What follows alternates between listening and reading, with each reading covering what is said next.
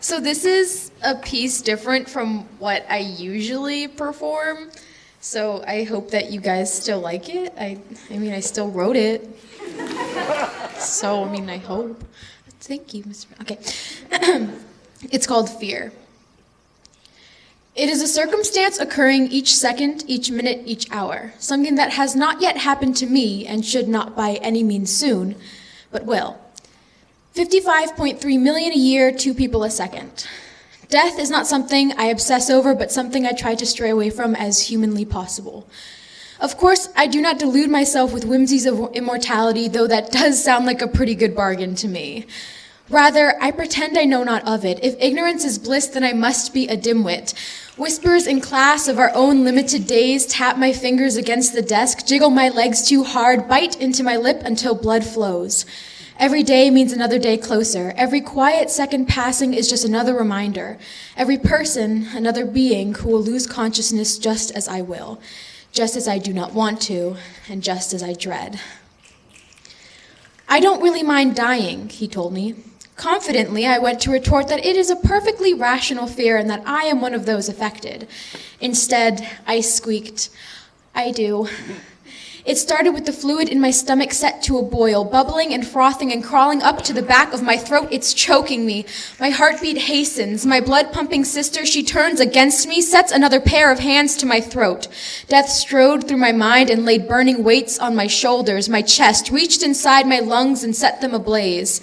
Immediately I wept. A silent tear popped from the corner of my eye. No brimming, no warning, no hesitation. A second, a third, a steady stream.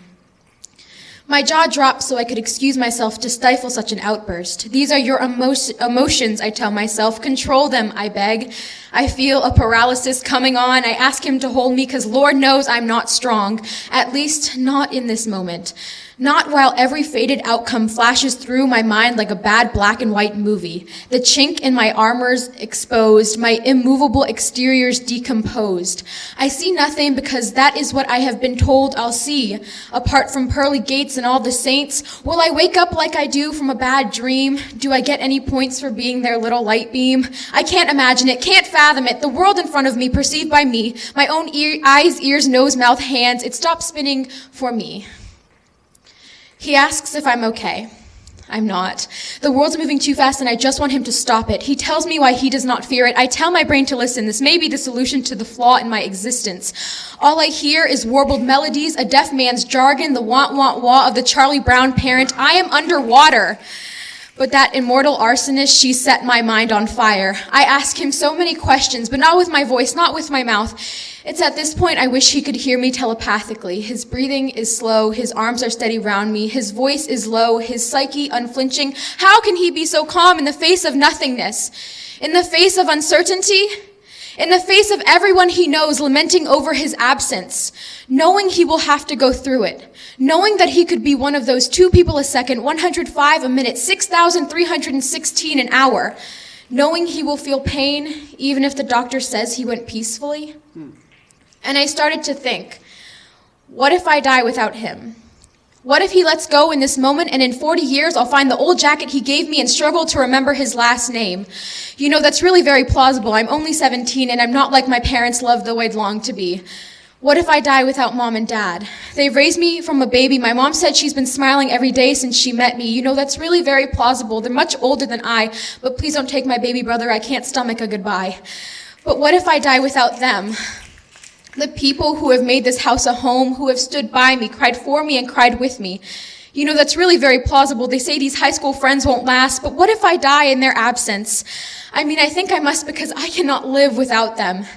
I'm thinking of Carter, Jared, Viv, Andre, Luis, Janice, Christine, Kitty, Bailey, Gabby, Christina, Katie, Sienna, Julia, Kylie, Janice, Caroline, Diamond, Nikki, Livy, Cassie, John, Sam, Stefan, Frank, Emma, Carmen, Michaela, Vita, Evan, Chris, Karina, Josh, Andrew, Scarlett, Katya, Fritz, Hannah, Dominic, Nigel, and Tati.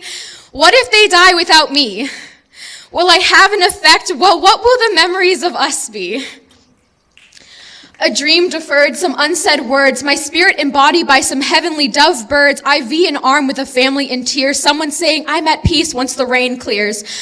I can assure my lovely the only way I'm going is kicking and screaming, taking last breaths on a bed alone. I'll walk right up to God on his throne and make sure that he knows I won't let this happen again.